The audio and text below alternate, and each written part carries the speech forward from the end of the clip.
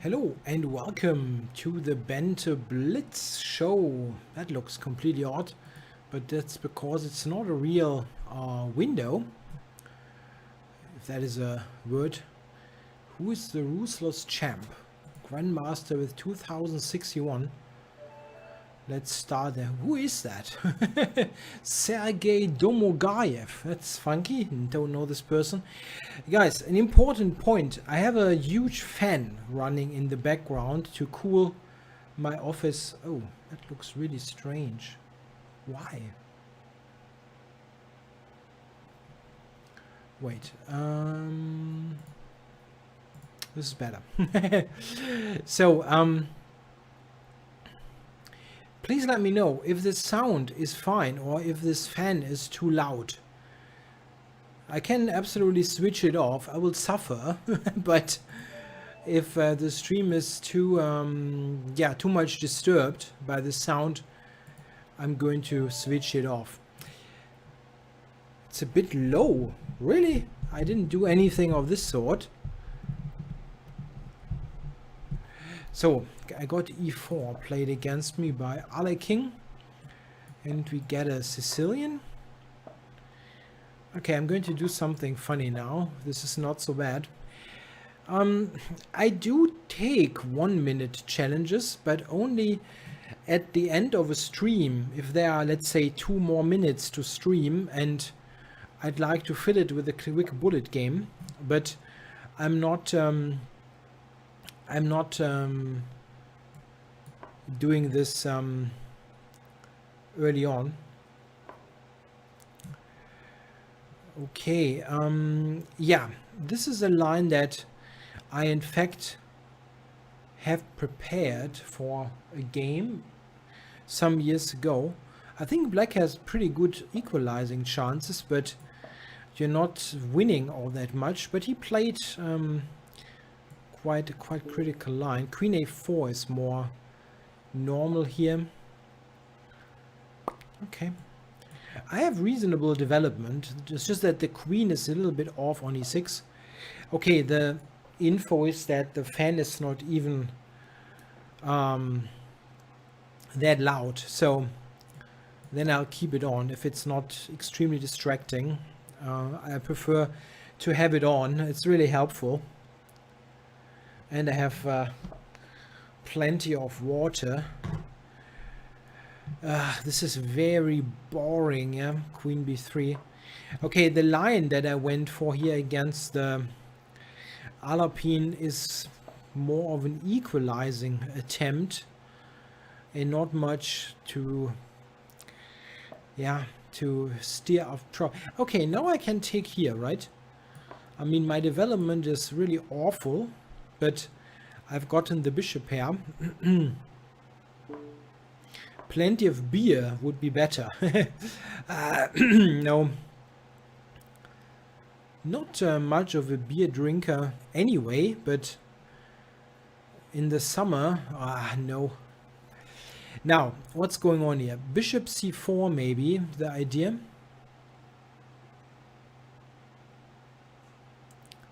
Maybe, this is not so bad. How do we organize this position? I would like to develop the bishop, maybe just to d7. Bishop c4, rook c8. Knight e5 is always a possibility. Maybe bishop to f6 actually.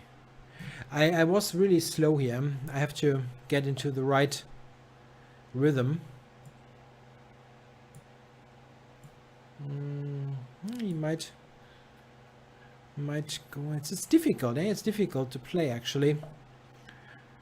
The bishop here is nice. My coordination, however, is not so great. This is a good move here. I cannot take as f7 is hanging. Yeah. Okay, I don't have anything here. And this is not so good because I have invested quite a bit of time here.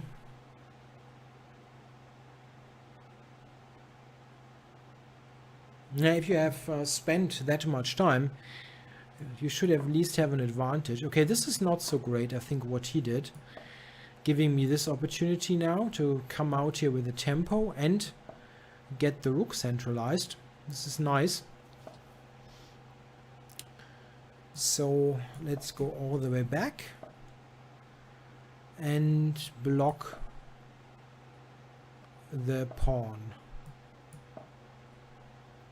I need a6 now, so that I'm not disturbed on b5. And now the rook should be traded. Then the position is very nice, but the 37 seconds are an issue.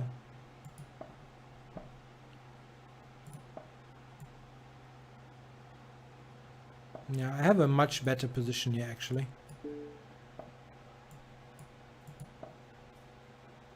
You cannot move the pawn, and I have an outside majority that will be a passer soonish. This one, yeah, f4 is not bad. A couple of good moves. This, go here.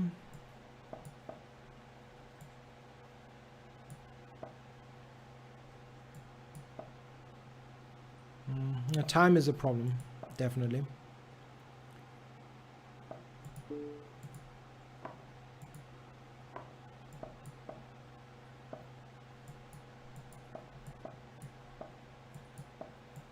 That's it. Zugzwang.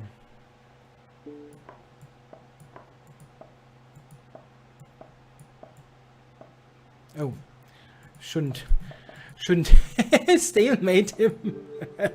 But just promoting to mate is easier. Right. So thanks for watching. Yeah, there's also a German language stream at the same time. I didn't know that. Again, I'm not responsible for the scheduling. But yeah, I'm probably getting the English-speaking community, and Josephine and Sonja get the German audience. All right, now, and thanks for the game, Ale King. I should not skip this. Okay, let's play the true answer. Ah yeah, with white I should make a move, right? After all those years, I still have problems with that concept.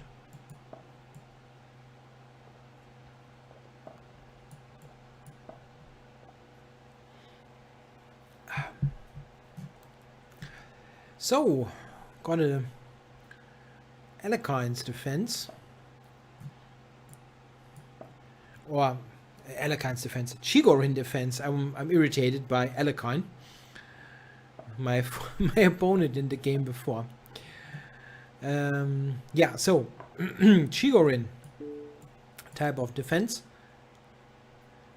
Happy with the slightly better pawn structure.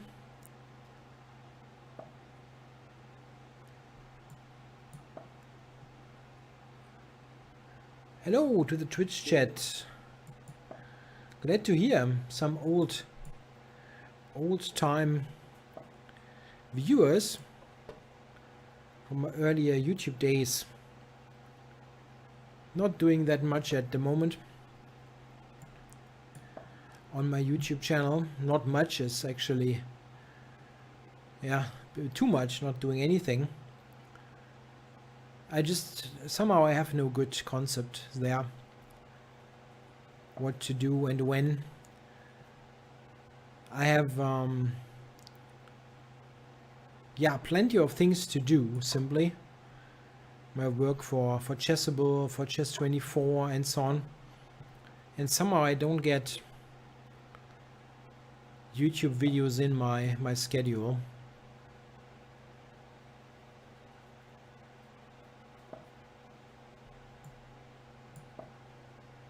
And in general, I've got a little bit of a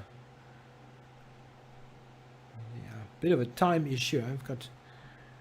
I'm working really quite a lot, and I have a hard time to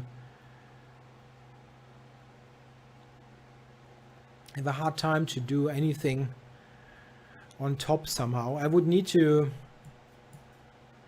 Yeah, skip something, skip some other things, let's say, that I do.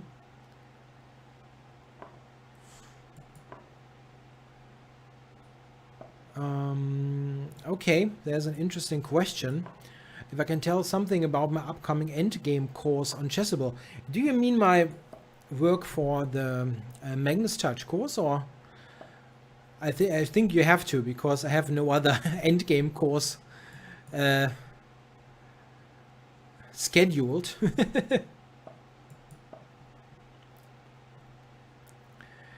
Yeah, so this is the second part of the Magnus Touch. What we did is, and we in this context are the two authors, that is Peter Heine Nielsen, Magnus's head coach, let's say. It's tough to say what he exactly does, because he is his main coach, but he's also coordinating some other people. Anyway, Peter Heine and I, we were responsible for compiling and analyzing the material. So we're looking through Magnus's games, and we try to find common themes, ideas, and then at the end of the whole procedure, Magnus was filming the video for those annotated endgames. So in early March in Oslo, he met with John Bartholomew, and John and Magnus, they filmed together those important endgames from Magnus's career. And as I said, it's a thing. It's not just random endgames. We kind of tried to find common themes, like how to play for a win in a very drawish position.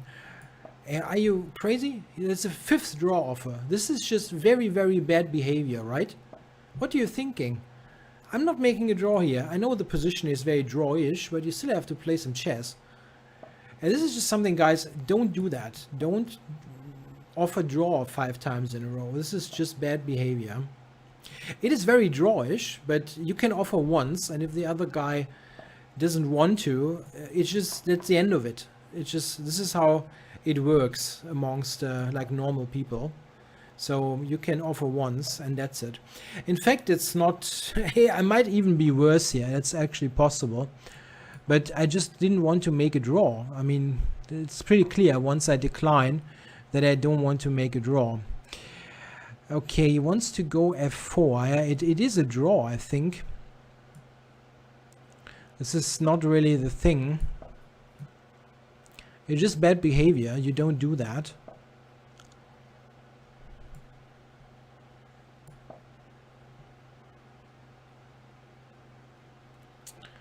Okay, this guy will never get a game again. It's pretty easy.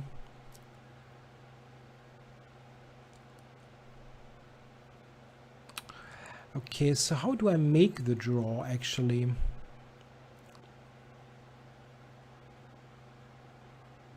Yeah, I guess I have to take, yeah.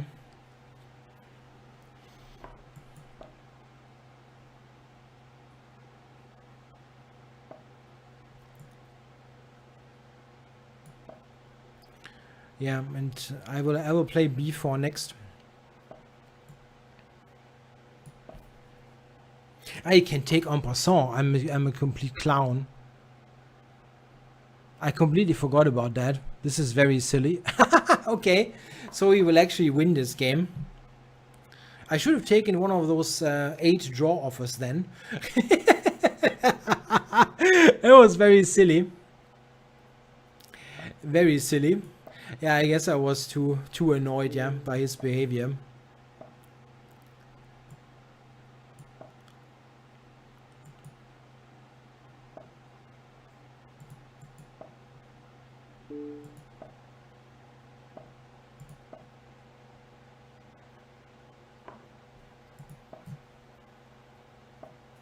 Yeah, and I get mated. That was very, very, very, very silly play. How do I actually make a draw there? I mean, this is something that I'm kind of interested in. No, I don't think I can ever be better. At the very beginning, I thought with the outside pawn, you could do something. But you cannot. It's just a draw, I guess. I just wonder, how do I make a draw? I made a couple of silly moves there, but still, it should be a draw for quite a long time. I think I have to play b4 at the right moment is the problem.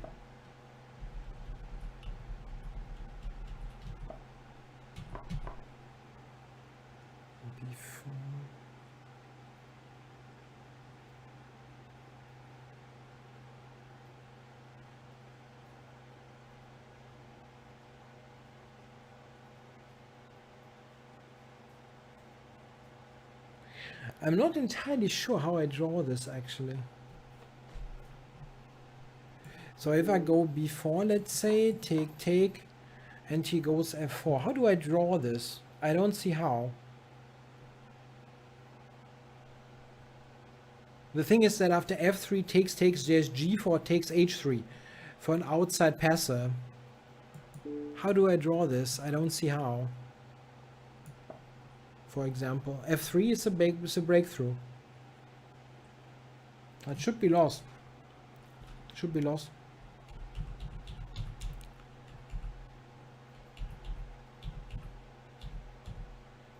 Yeah, that is probably just wrong to take. Yeah, I can also just wait here.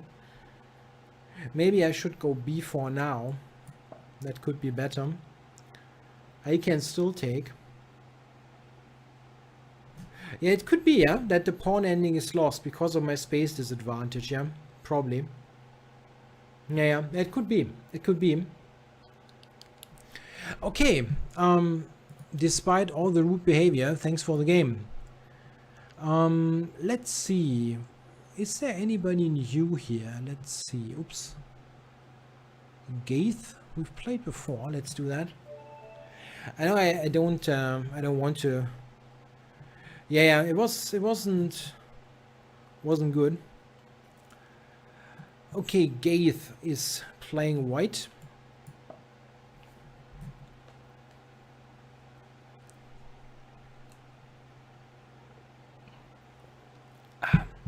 I'll play 3 or 5 minutes. That's completely fine.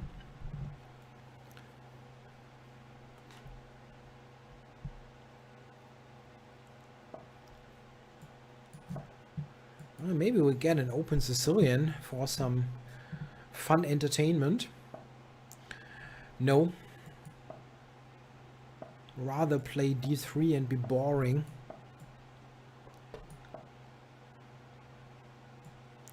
I'm actually surprised that it is allowed to offer 7 times in a row.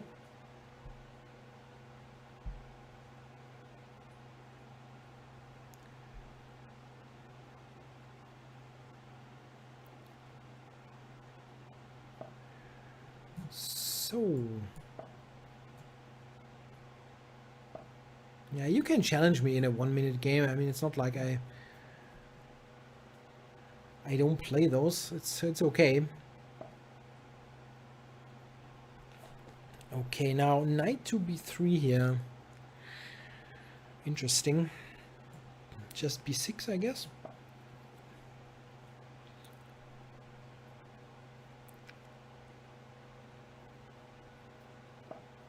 It's a bit uncommon.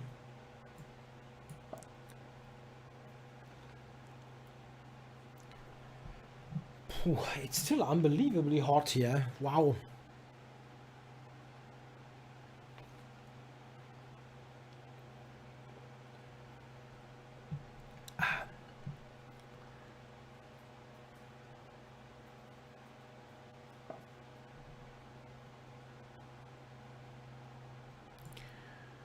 Okay, so takes.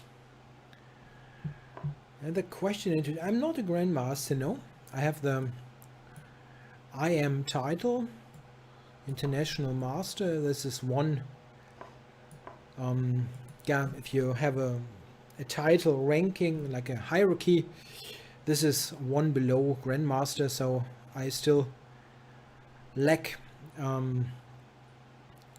quite a bit to become a grandmaster, but I already completed some other things that qualify me to have a title, which is international master.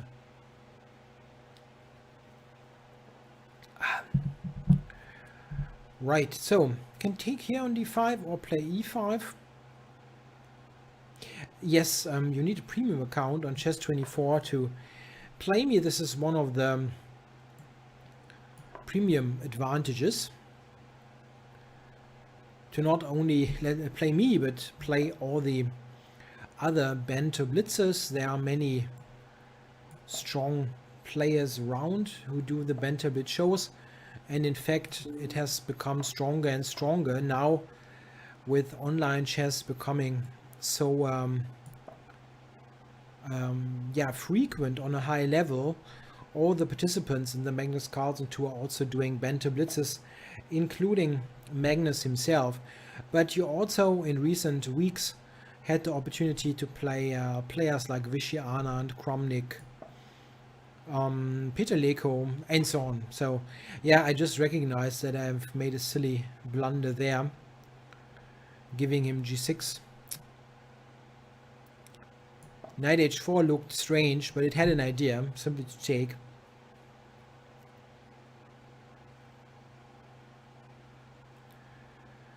Okay, I'm still quite a bit better, of course, but maybe this one, is that an idea? To trade off quite a bunch of stuff. Let's do that. Check, check. And now I have the check on c6. King g1. I don't have a mate, unfortunately, but I'm still doing quite well here. Okay, and now I can take both, which I could have done anyway, actually. I was winning in more than one way. Is there a mate? I don't see it. I just have to be cautious that I'm not stumbling into some counterplay. Bishop e5 could be made.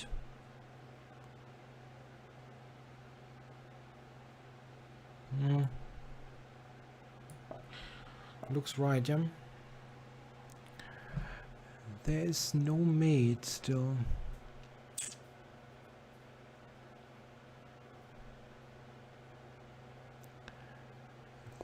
Is just one check, yeah.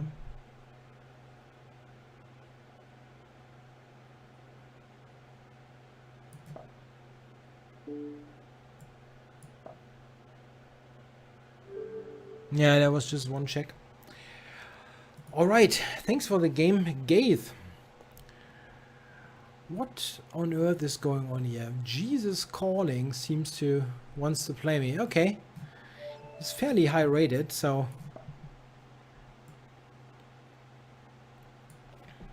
let's see what he's doing. Playing Slav.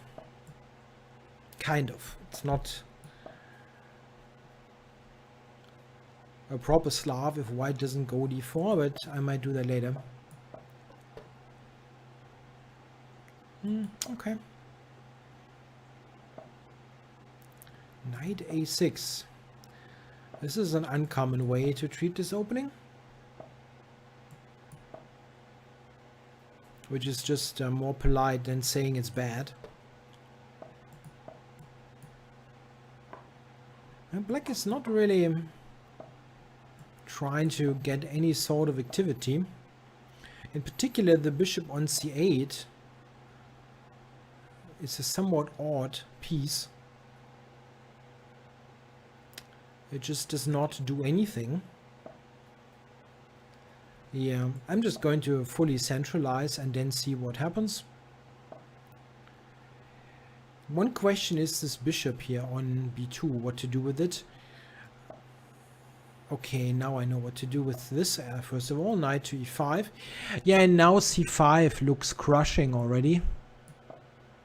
What is his reply? I don't see one.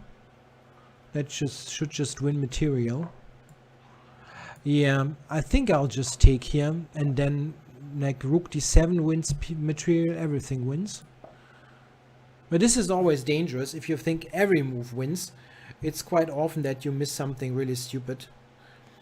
Okay, now I can take here, right? Or just wait for a moment, because I mean, it's really literally everything is winning. It's not wrong, but let's not be too easygoing about it. This is also winning.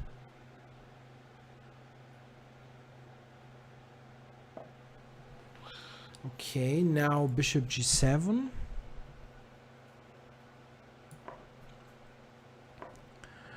And now, amongst others, bishop takes g6 is strong. But you can also play knight e5 check. I don't know. It's a little bit overwhelming because the position is so good.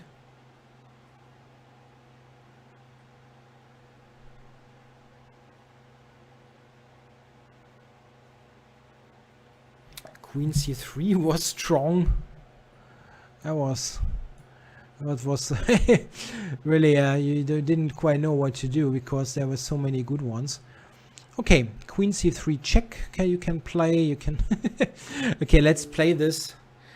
Play first, think later. Okay. Now that position was a little bit too bad out of the opening. A little bit too bad. It's tough to repair.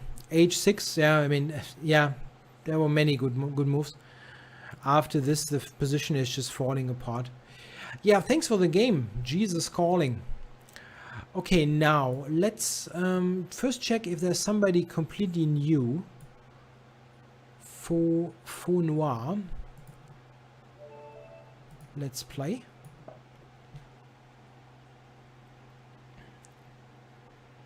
And then I'll play one or two higher rated opponents, mixing it a little bit. Okay. This probably has a name, yeah, like the Anglo-Scandinavian or something like that. It shouldn't be that good. Let's just develop quickly.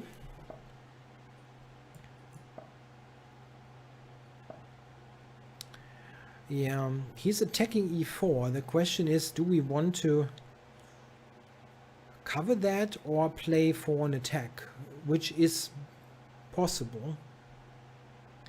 Yeah, come on, let's just try to play dynamic chess. I'm usually failing at this, but I can try. Okay, he didn't take it. Huh. Okay, then I'm just going to play normal moves and hope that the full center is doing good.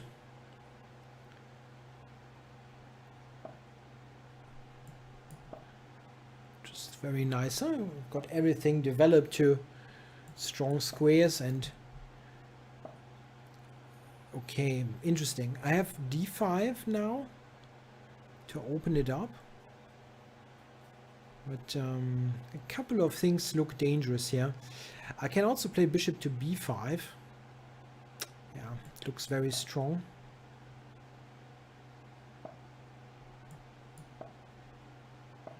Yeah, this he can do, but he has weakened himself also quite a bit with this procedure. In particular, the c7 pawn looks awfully weak in the long run. I'm not certain about d5, yeah, because after e takes, okay, this is a nice opportunity that I'm not going to pass. He cannot take because d takes e5, yeah, is an attack on the queen.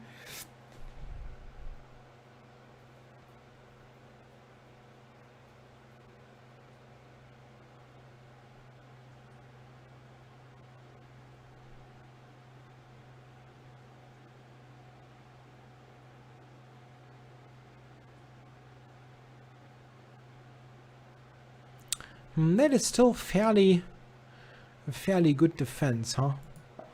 I have to be a little bit careful because I'm so slow.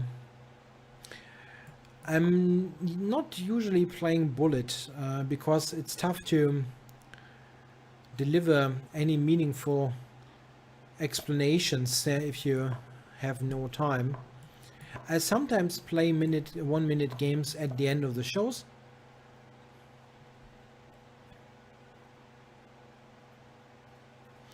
Yeah, Schellingford makes a good point. He says we would make a good team. I'm in charge in opening and strategic chess, and he's doing tactics and endgames. Yeah, this would indeed work pretty well. Yeah, you're completely right. I've had this kind of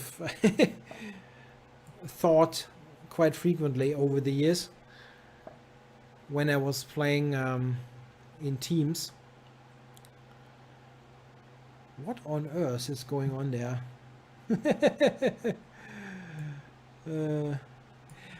In the Twitch chat, I mean. I had some teammates over the years where I felt, okay, if they would be just somewhat close to my level in openings and strategy, they would be totally killing. And yeah, they would just they need to just convert all the good positions that I have, so to say. Yeah, I wanted to go rook d3, but that's mate on e1, so I had to correct this. And now rook h3 is deadly, I think.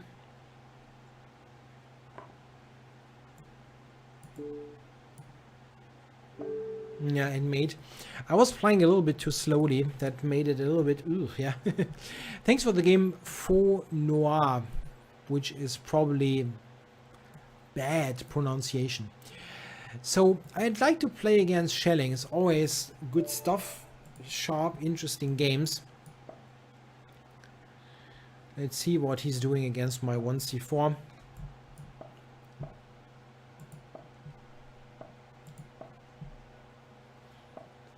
Yeah, Queen's Gambit style of defense.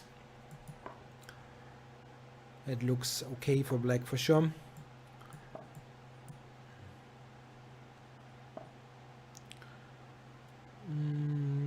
Should be 2, I think. Yeah, I've only studied this here very roughly, not in any detail.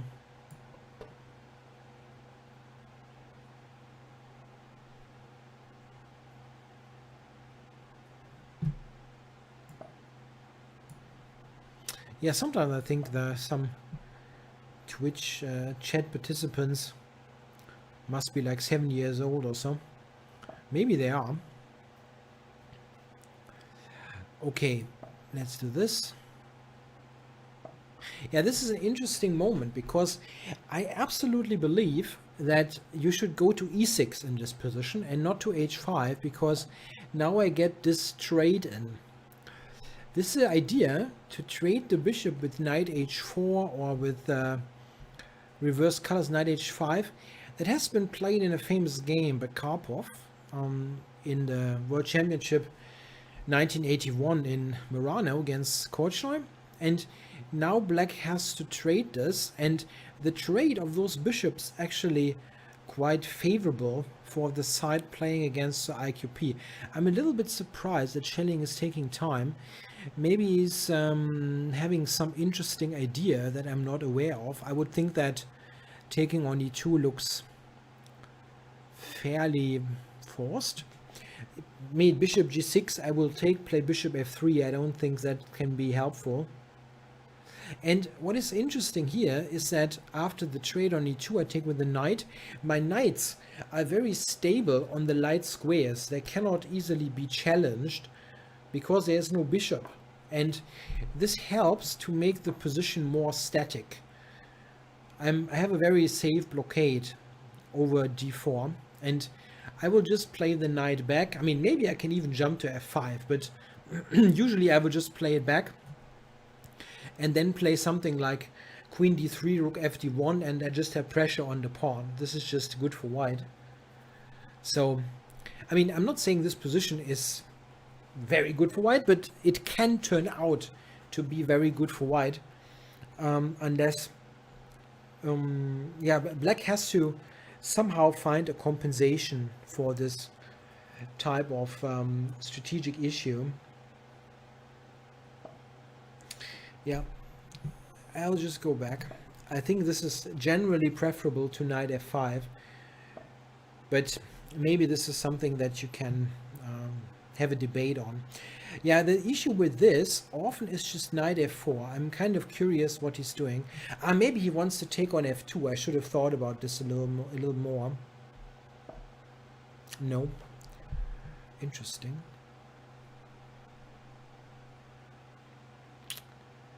Okay, just gives me that pawn.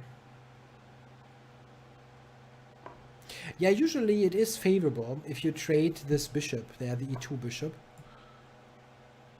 Okay, maybe he has just enough play here for the pawn. Wonder about it. I cannot quite believe it, but maybe. So rook to d1, I guess. Cover it for the moment. And now I have f3. It's a bit slow. He wants to go rook d8. Maybe this move to allow d5 and then stabilize the knight because there is no g5.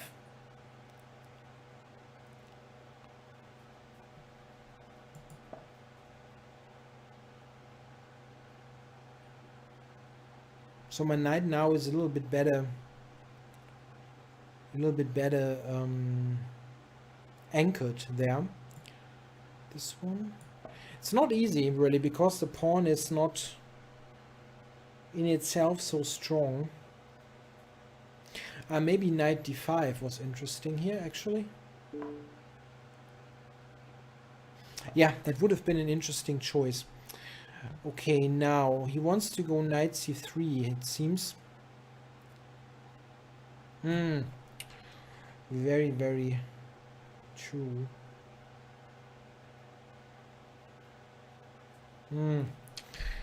Nah, that's not good. d5, knight c3.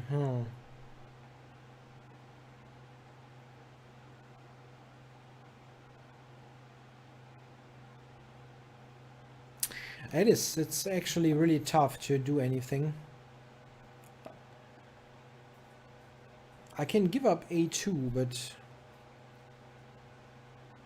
a4, knight d5, rook d1, knight f6 is nothing.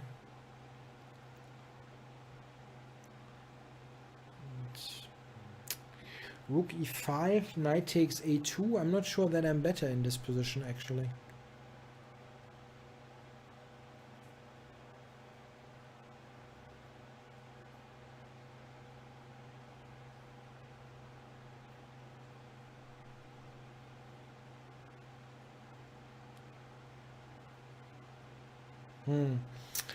I'm not sure that I'm better here.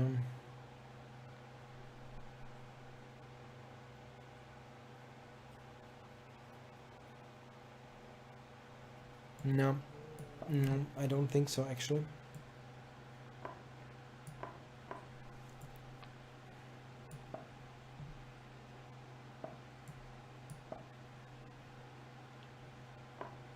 That was silly. He has rook a5. I'm such a clown. And I'm worse. Stupid. It's so stupid. Just think about it for one moment. I mean, this is so typical. I just lost concentration because the game is not interesting anymore. And then I'm blundering this and now I'm worse. It's so utterly stupid.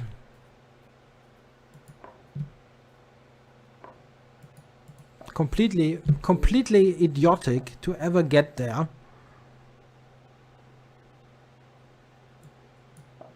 Yeah, it's just completely terrible.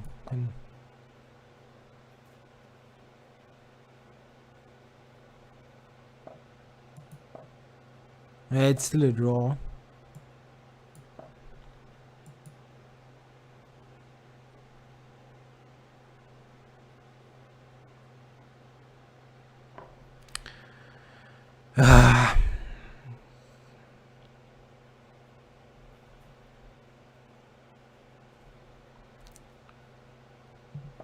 It's just like you should never have this, yeah, because if anybody, white was better, and this should simply not happen.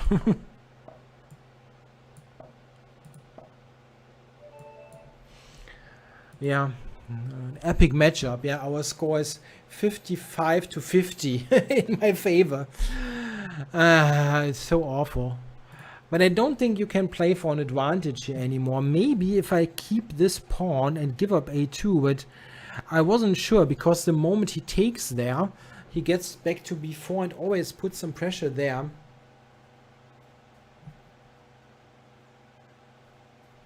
Yeah, thanks for the game, Schelling. So, so Chess Phoenix, or is there anybody with a who's new? Yeah, Commerz is new.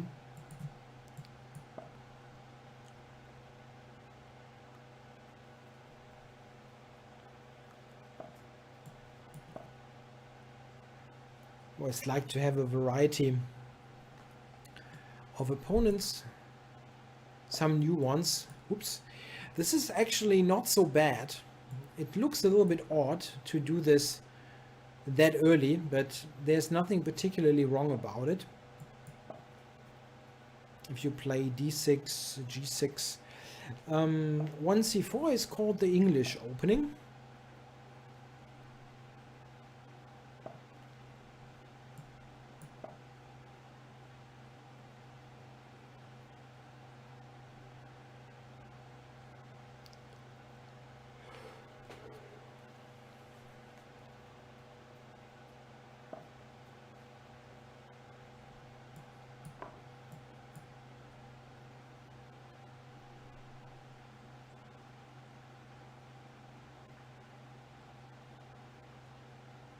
Yeah, I think e3 is a pretty reasonable pre-move now.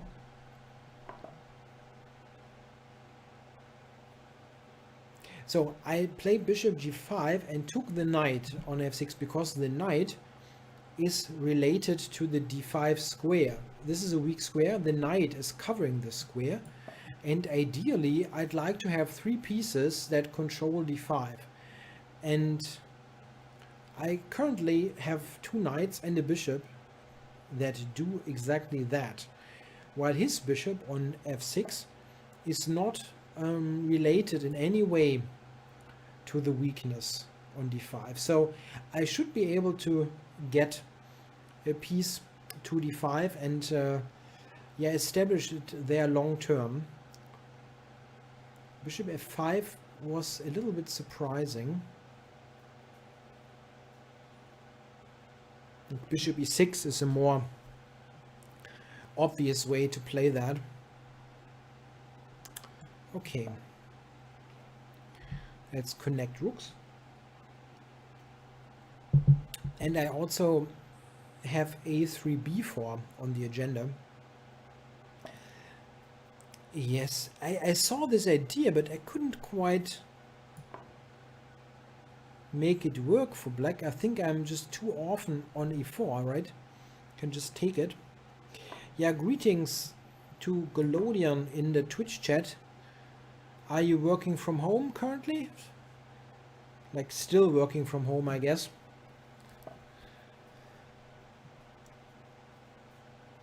I know that you did for quite a while earlier. So my knight is on the way to d5.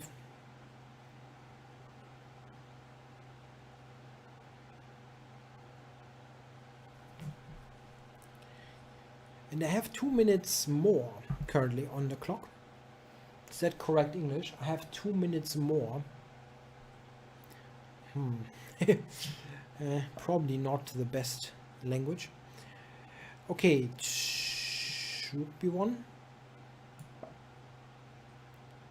a3, b4 I want to play anyway.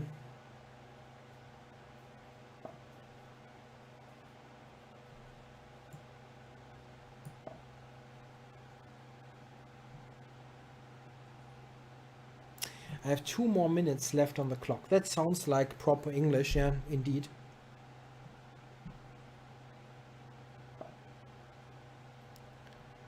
Oh, thanks for the nice feedback there. Iron Man TH is probably the right way to pronounce it.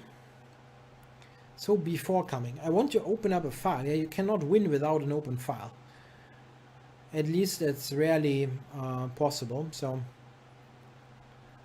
let's do something here for my rook before coming. I have wonderful pieces on d5 and e4. It's pretty nice. Yeah, in Twitch chat there's the remark working at home since March.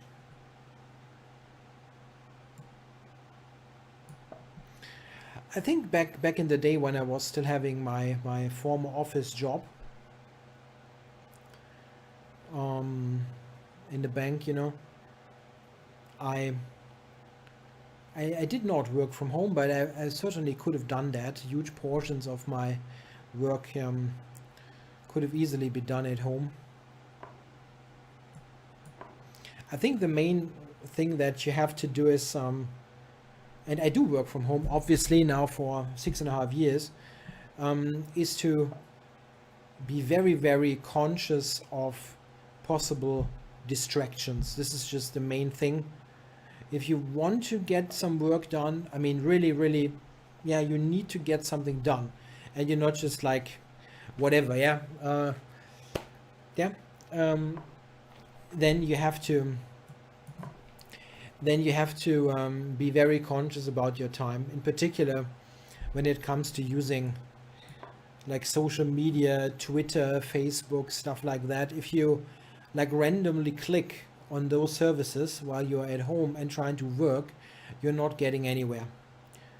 So if I'm really want to make progress in my project, what I do is I simply switch my internet off. It sounds a bit drastical, but I'm just switching it off.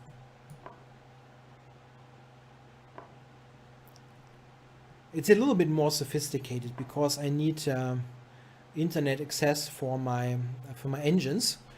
For chess analysis, I need internet access because I have cloud engines, but I have a program that disables my websites on browsers, Twitter, whatnot. Everything is disabled, and then you get stuff done.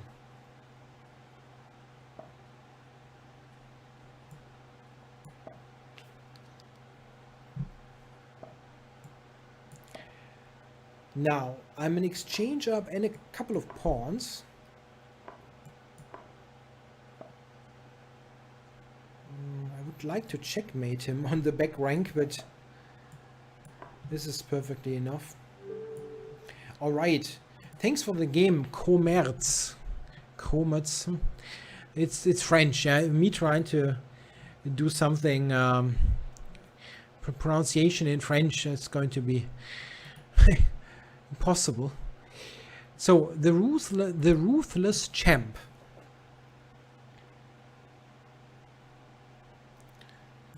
Did I do that right? Yes.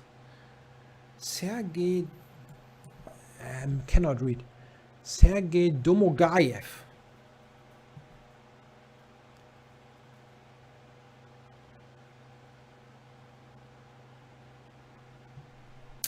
Still not playing. But he has issued a fairly new challenge, so I think he should be. Yeah, and now he's ready. Yeah, so this is going to be interesting because I'm going to play this opening line with e3. This is a line that I'm currently looking at for my new English opening repertoire project, but I have not yet looked at things in detail. I know that I like the lines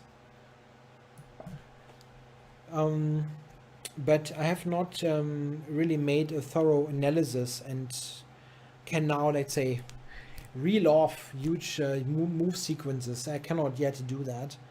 I have an idea what's going on, but not any details. So what's going on here? Knight g5, yeah, go for the throat. We can go g6 though. I think a3 looks good.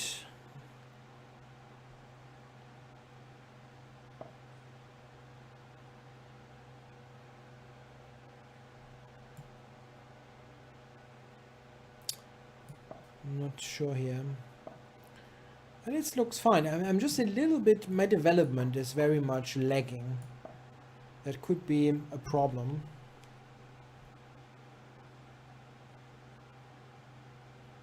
Yeah, Black's development is very good. Long term, I will definitely wait. Maybe stop before. Long term, I can try to. Oh, interesting. He wants to push f5, f4. It seems. Okay, so let's preempt that, so to say, and strike first in the center.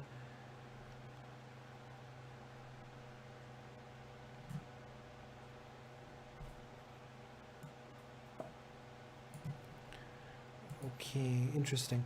If I play b5, what is he doing then? Don't know. Let's do it.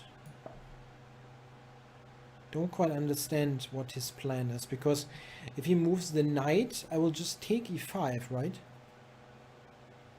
What is the... This is a grandmaster, by the way. He just has a very, very low rating. Maybe it's a very new account. You sometimes take quite a good... a fair amount of games until you get to a fair rating level. So don't be fooled by the rating. He's a grandmaster. He's getting some counterplay here, right? Yeah, it's possible that you have such a low rating if you are new. It takes quite a bit of time to get to a higher rating. You start very low and then step by step you climb up. So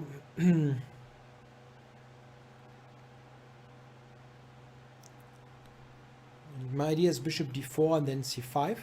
He also has this odd knight on a5. f6 is not possible because I have bishop h7 check and knight g6 check. That wins lots of material. Bishop c3 was possible, but the knight is always covered. c5. Okay, he tries to yeah, fix the c4 weakness, but still he is never easily playing the f pawn. f6 is not easily easily playable. And I don't want to take. Okay, well, this gives me, this is exchanged here, right? Maybe he did this on purpose because he wants c4 back, but okay, so he will get this pawn, but that is a nice long diagonal.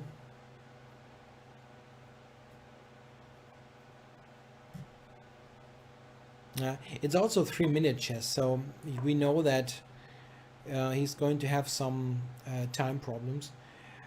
Okay, I want to keep this bishop. And he resigns. I mean, I can just take it. Yeah. Yeah, I don't know. That was a bit of an odd game, but I don't mind to have a win. Okay, so is there anybody new around? Max, I've played once. Ronan, I played, but I remember that he beat me yesterday. So let's go c4.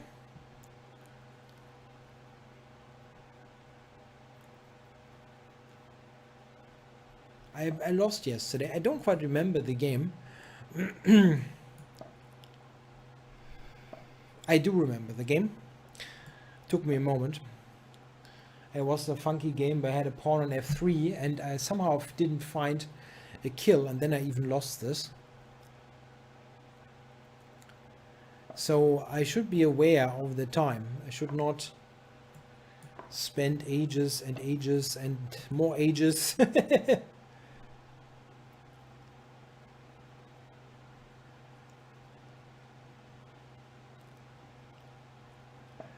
Yeah, e3 is played quite often nowadays, actually.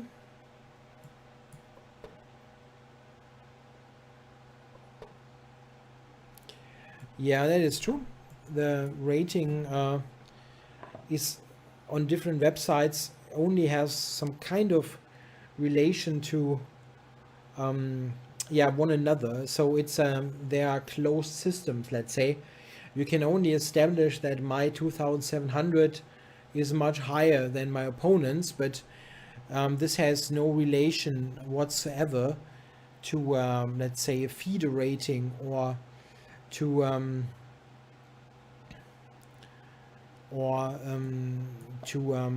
rating on a different website. Therefore, it makes little sense to say, this guy is low rated or something because I have the same on whatnot, yeah, some other server. It's not really a helpful comparison to make. Okay, back to this position. When I played c5, I changed the pawn structure to a situation where, and that is still the case here, where I have 3 pawns on the queen side and I try to push them forward. What is called is I have a majority, a pawn majority, and the pawns should go forward, ideally forming a passed pawn at the end that is trying to promote to a queen. So we'll see that hopefully unfold in this game.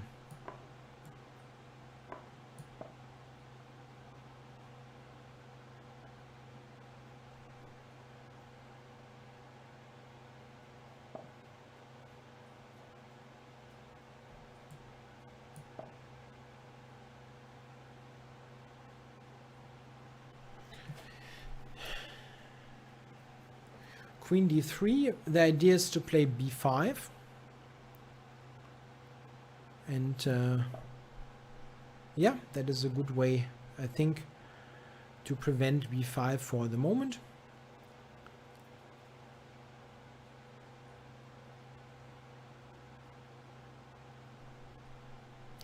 An interesting situation.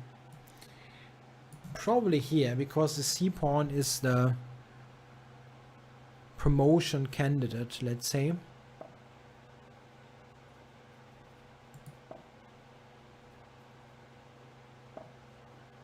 How do we do this?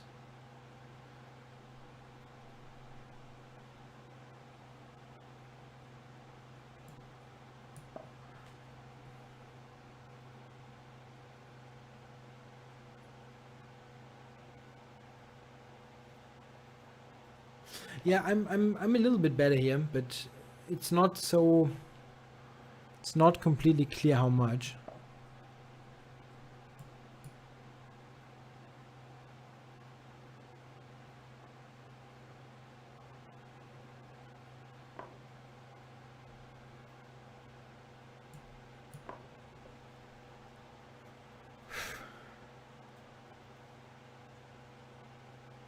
Yeah, I'm not sure. I have rook b1 now, and then I'm not sure what he's doing then.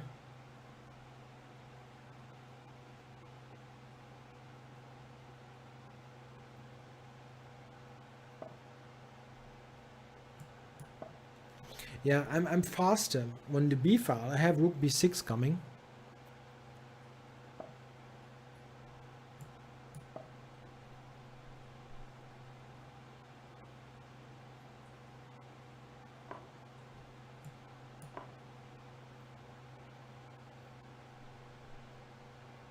That looks more or less winning.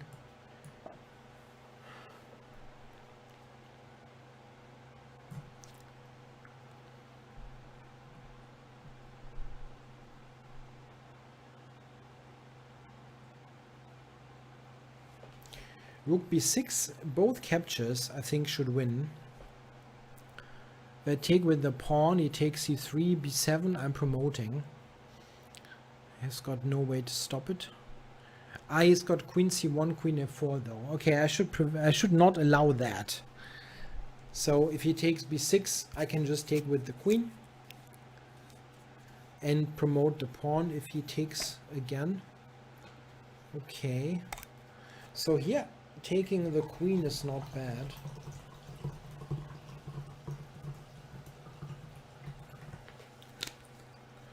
Or I can simply take here, right? Let's do this. This should be simple and good. Queen f4 maybe. Okay, this is, I'm just promoting, right?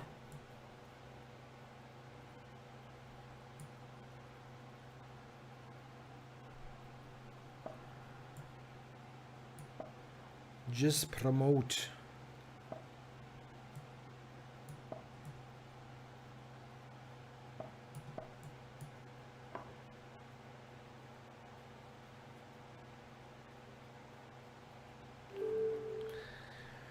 Yeah, thanks for the game, Ronan B. So, is there anybody new? The Rainbow Warrior. The Rainbow Warrior. Okay.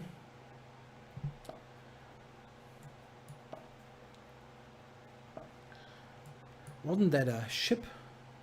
A boat by Greenpeace a long time ago? Or am I confusing things? I think it was, right? Probably it's not what he refers to, but it looks like an English opening, just without c4. I play exactly the same thing.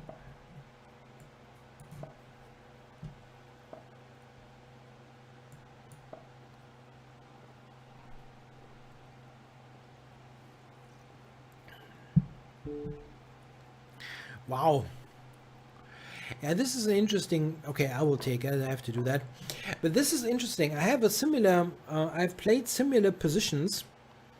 And with the pawn on c4. And in those, I found out that you can sometimes easily play knight g4. Just play for an attack. I'm okay if I just recapture. That is really clear. But knight g4 was interesting. Just give up a pawn and play for an attack. I don't know.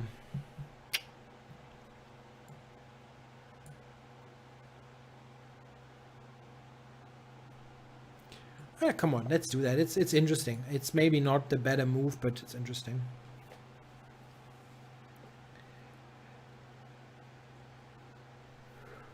Oh, sorry.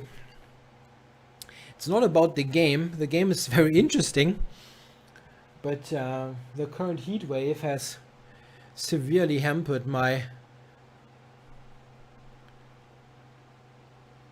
my sleep. Yeah, so a little bit like ooh. Okay, so yeah, the Rainbow Warrior was sunk at Auckland in 1985. I remember something like that. It was back from my youth days somehow. Yeah, it's been quite a while ago, and I remembered something with New Zealand. Yeah, so that was what I was thinking.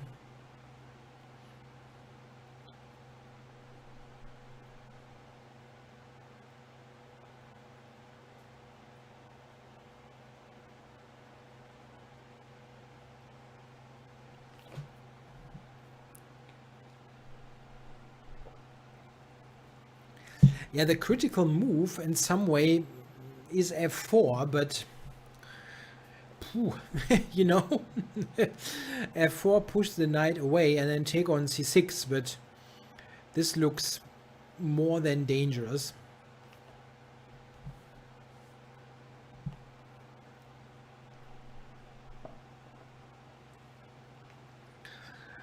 Okay.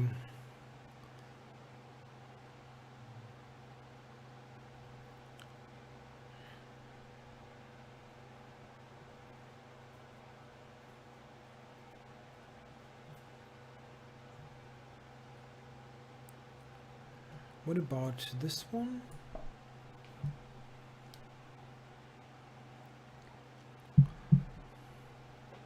Yeah, f4 I could have taken on d4. I have a couple of good options. I'm not saying that f4 was brilliant, but it looked like critical.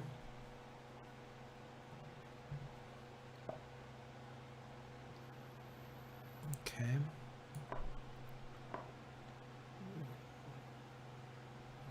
I can take even more material, and I think I will. I will take him.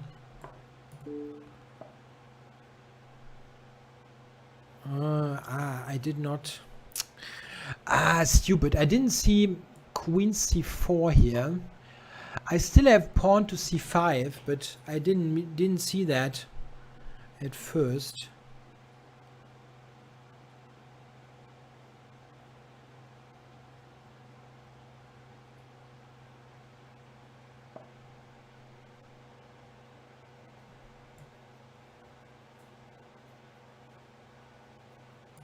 Not happy. That was not so great.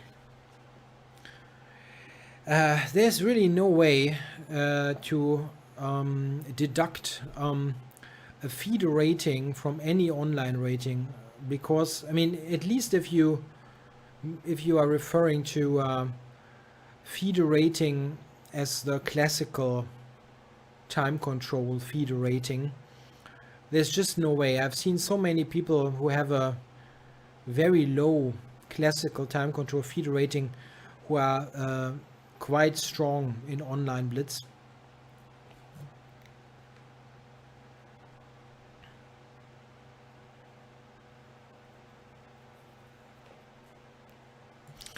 It looks a bit silly, but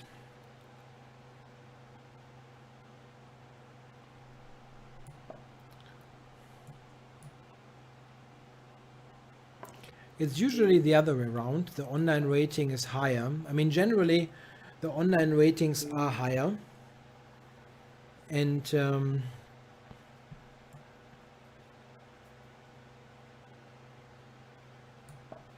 but I've seen people, let's say, who have a feeder rating or a German national rating of 2050 or so, who have a Lichess Blitz rating of 2500 or something like that. So there's absolutely no relation. If you are very fast, like pure mouse speed, and your tactics are somewhat okay, you can get really high on any chess website in Blitz. In particular, if you play just like Blitz is also 3-0, and just pure speed is extremely important.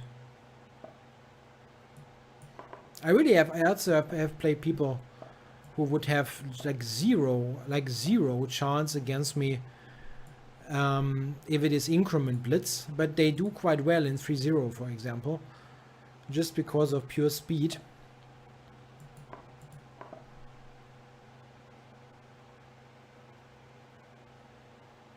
This is not like criticizing anything there in this. What I'm saying is just what it is. There's different skill, let's say, involved.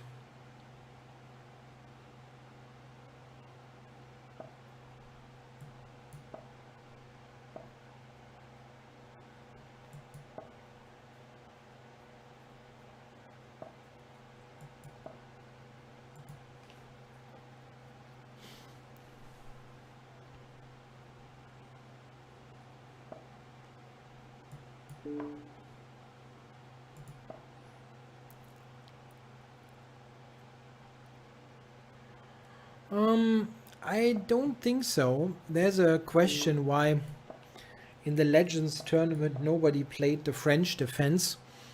I think somebody said there's no chance to win on that level if you play the French or so. I don't think so. I think the opposite is the case. On that level, the French is often viewed as a somewhat risky opening. What am I doing here? The h-pawn is very dangerous actually now.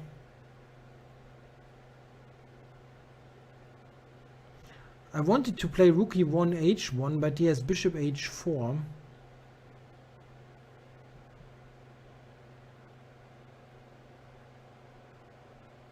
Yeah.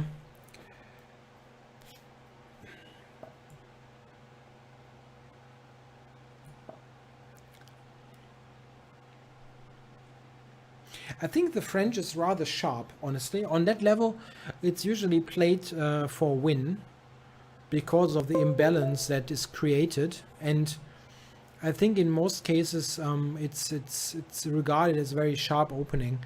I think it's also difficult for people to just adapt for one game. It's a matter of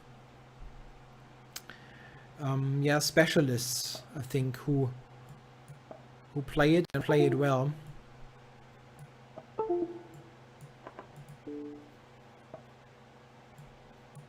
I mean, Nepo didn't do too badly, yeah, in candidates. I mean, he lost a game to MVL, but it was interesting. So there was a question.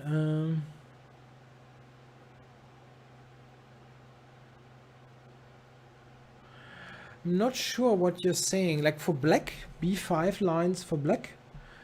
I also had this on the board with white quite a bit. Is there anybody else new here? Kili Chuse, very long name. Also from France.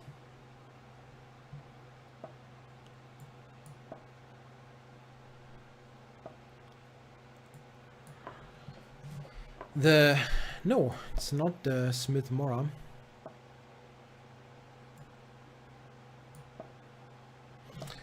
Yeah.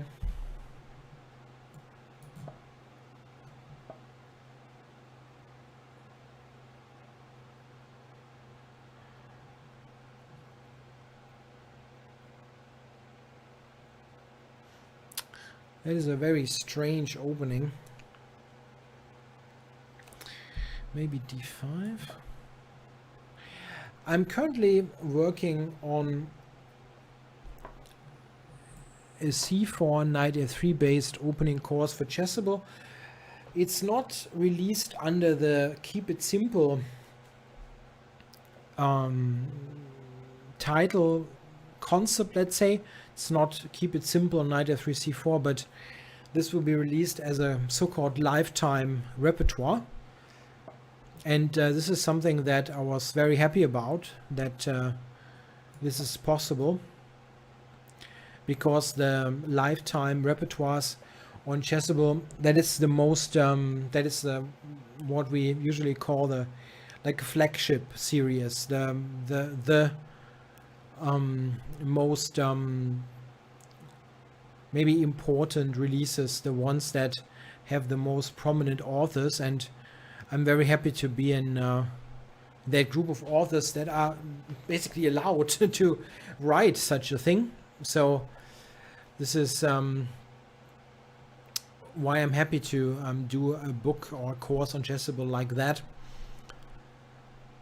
It will be released later this year, and I'm basically then in the same group of authors as yeah, Sam Shankland and Wesley So and so on. This is really nice.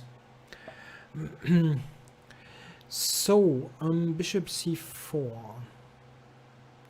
Yeah, I wondered if I should play e5 first, and I probably should have. It's a bit annoying, yeah, that move.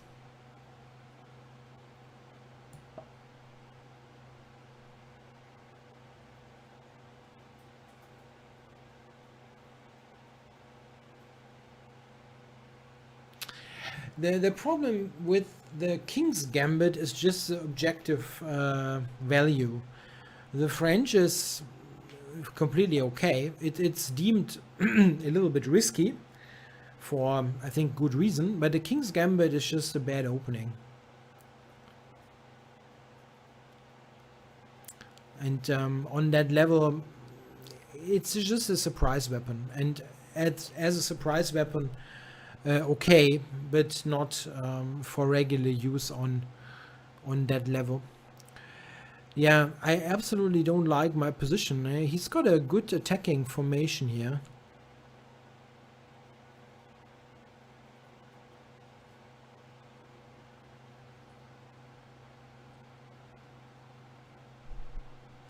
Why is the King's Gambit a bad opening? You're pawn down and have weakened your position. It's just awful. Yeah, anyway, let's I want to focus a bit on the game just for a moment.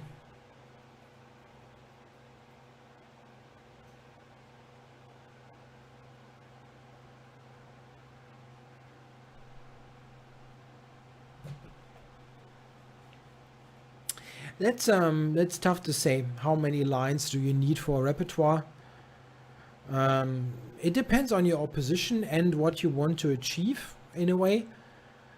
I think if you study more opening lines that you maybe necessarily need, it can still help you in some way, because I often feel the distinction between opening and middle game is completely random, because when it's still an opening, when it's a middle game, things apply in both. Yeah, and it is often for me not a question of do I study this opening, but rather do I study the whole type of position, let's say. And if I look at openings that couldn't be move 15 or so, then you study what's going on there in general. This is just helpful for chess education. If you look at those positions, going deeper doesn't mean that you learn 15 moves and hope to just like copycat it in a game, but rather to understand what's going on. And this is also helpful if you get other moves played against you, because often you can draw conclusions by matter of comparisons. Like, let's say you know that in a main line they play this and that maneuver, and then you get something else in a game which is like 2 moves slower, then you know, okay, this is probably not so great. So it can be helpful to do some research there. If you just make it a general study of what's going on, then you're just not... People sometimes think if you learn an opening or study an opening, you're just trying to like learn it by heart, move by move, and so on. This is not the case. That can happen, that you really do this move by move training, but you get the patterns in your mind. And this is what is often far more important in an actual game, because this is what you often need. Yeah, you need some guidance after the first couple of moves. And I always viewed it that way, that you should study this as a whole, and not just, let's say, okay, I've now learned this and that sequence of moves. Okay, now I have a fantastic pawn structure. He's got a really bad one. It's full of isolated pawns, double pawns, and so on.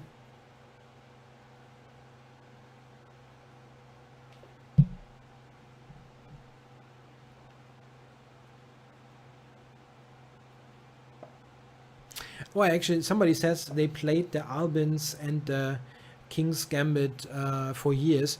This is, I completely understand what you're saying. It depends on who you're playing, if they can prepare, and how strong they are. On the top level, it's possible to play the King's Gambit for surprise. Absolutely, we've seen that. For example, Ivanchuk played it and won against Peter Leko. Look at their game. Leko played h6 against 3 knight f3. This is a well-respected line, but it's not the best line. And if you are a theoretician who has looked at this, they will agree it's not the best line. 3 knight f6 is best, I think. It's in all the recent books, and the computers pretty much agree on that. Anyway, the next time Chucky is playing that, he's going to get his butt kicked, because then somebody will prepare. And this is the thing. For one game, fine, but not like all of the time. And on a lower level, people don't prepare, and therefore you can get away with many things. The Albins is also totally incorrect. But who has studied it? Probably people have not done that. Have done that all that much. It's not so easy, in particular if you have no time. This is one thing that has to be kept in mind. In particular, online blitz or any kind of blitz rapid is a different kind of animal. Let's play Chess Phoenix, one higher rated guy. For example, I like a month ago, I had a game on in 3-minute chess, I think it was. No, it was 3+2 actually, in blitz, and a strong player, a very good tactical player. He played the Halloween Gambit against me, which is also quite incorrect. But I had forgotten absolutely everything, like everything, and it took me I don't know, a minute or so to actually recall anything. Yeah, it was really difficult. And then at the end of the day, I mean, I won that game, but I was just like completely surprised by that opening choice, and I had huge problems to recall what I have to play. And this is the surprise effect that an opening like that can have on you. So you can do many things in quicker time controls, in particular if the position is not so great. Yeah, I tried something similar against this guy yesterday and it didn't go so well.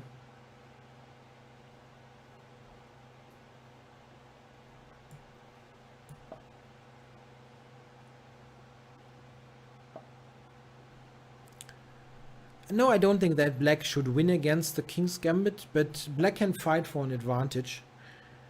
Maybe you can equalize with white if you are very, very precise. That's probably possible.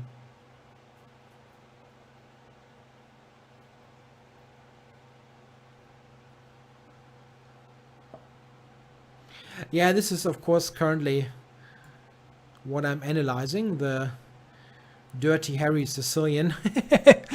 It's this is why I was able to play this quickly. It's very much, it's a very sharp opening.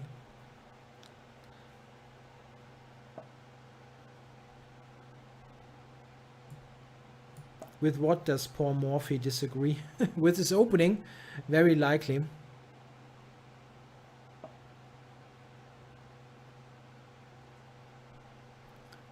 That would not be very surprising, as this is like breaking almost all of the rules ever, this opening.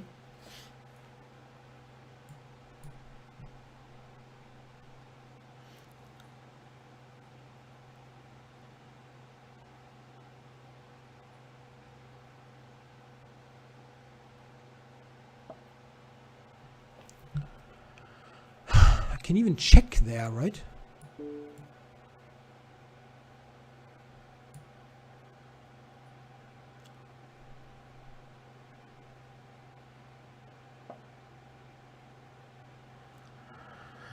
Bishop b7 is such a funky move. Let's do this first. I probably have to cover d7.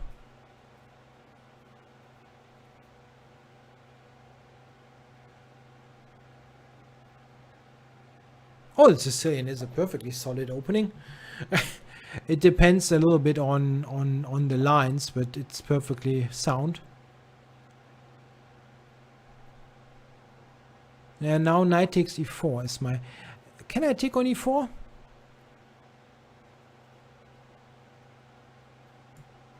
I guess I will simply recapture.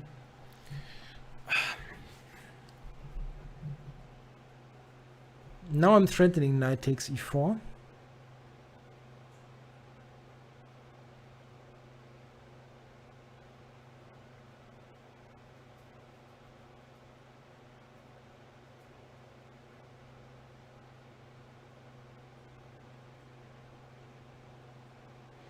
Yeah, this is a very good position for black for sure. Now I can take, I have h4 as well. Wow. Okay, let's push h4.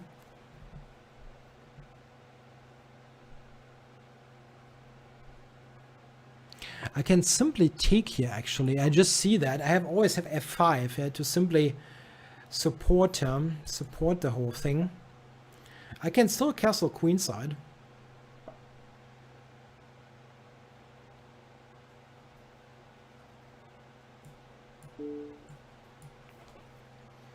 I don't believe you can survive that, honestly. With all the the bishops coming here, impossible. Cannot believe it. So where's the mate? Bishop f3 probably.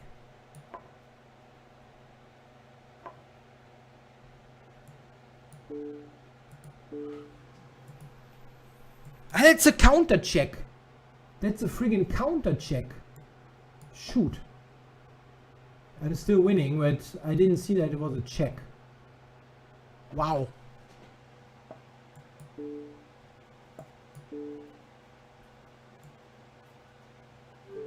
Yeah, and winning. Whew. Wow.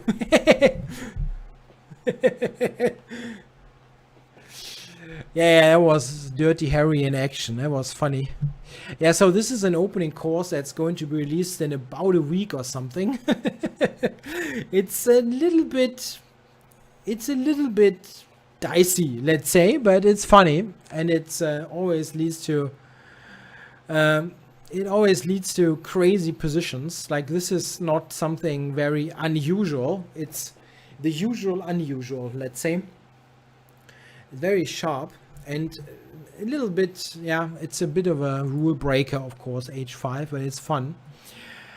Okay, so I have 2 minutes. So somebody challenged me to a 1-minute game right off the bat, right? So I'm going to do that. No. Is there a 1-minute challenge? There should be one. I was just so irritated that I couldn't play the move because it was a check. Yeah, I saw that. Yeah, somebody says, what about the Stafford Gambit that Eric Rosen keeps playing? I honestly, I did not know that this is an opening, and but only yesterday, that was funny. I saw that Eric had a video up on YouTube, like, I'm not quite sure what the title was, yeah? Beating people quickly, whatnot, one of those catchy titles. And then I looked at it, and this is a dangerous opening. I mean, it's not for correspondence chess, yeah? But like in Blitz chess, this is super tricky. I mean, definitely playable. Like, if you compare that to the Dirty Harry, for example, this is better than the Stafford Gambit because you cannot refute it. It's just not possible. But it is a risky opening because h5 is violating all kinds of opening principles. Oh, this is bullet chess. Ah, no. Oh, he didn't take my queen. It was a bit of a scary moment there.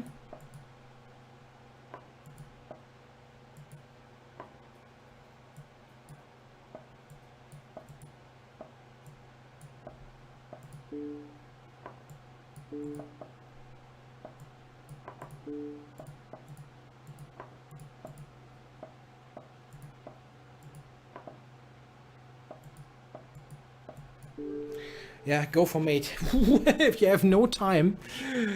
I really only recognized a little bit too late that it's bullet, yeah? You cannot take 3 seconds in the very beginning. Okay, guys, this is the end of the show. It's already 90 minutes. And I hope you enjoyed it. It was a fun show and some funny games at the end. I think I'll be back on Wednesday with a German show, and then on Friday also a German language show. Maybe you can join then as well if you understand German, or maybe you want to be entertained by some funny language that you don't know. Thanks for watching. I'll be back. Bye bye.